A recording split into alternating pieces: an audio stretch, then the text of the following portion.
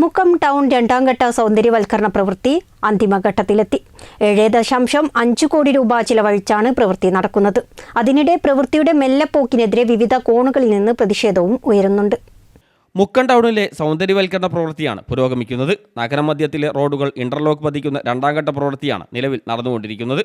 നഗരത്തിലെ ആലഞ്ചുവോട്, PC road, Mukkam കടവ് പാലം, പുതിയ ബസ് സ്റ്റാൻഡ് പരിസരം, തൃക്കുടമണ്ണ ശിവക്ഷേത്രം റോഡ് മുതലായ ഇടങ്ങളിലെല്ലാം ഇന്റർലോക്ക് കട്ടകൾ പാകിയിട്ടുണ്ട്. ആലഞ്ചുവോടിൽ നിന്ന് ഓർഫേഞ്ച് റോഡിലേക്കുള്ള റോഡിൽ ഇന്റർലോക്ക് പതിക്കുന്ന ജോലിയും ഏതാണ്ട് പൂർത്തിയായി.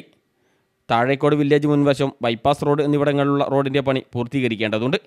7.5 കോടി രൂപയുടെ സൗന്ദര്യവൽക്കരണ പദ്ധതിയാണ് നടപ്പാക്കുന്നത്. റോഡിൻ്റെ വശങ്ങളും നടപ്പാതകളും കൂടി നന്നാക്കി ചെടികൾ നട്ടുപിടിപ്പിച്ചും ലൈറ്റുകൾ സ്ഥാപിച്ചും മുക്കം നഗരത്തെ മൊഞ്ചാക്കി മാറ്റുന്ന പദ്ധതിയാണിത്.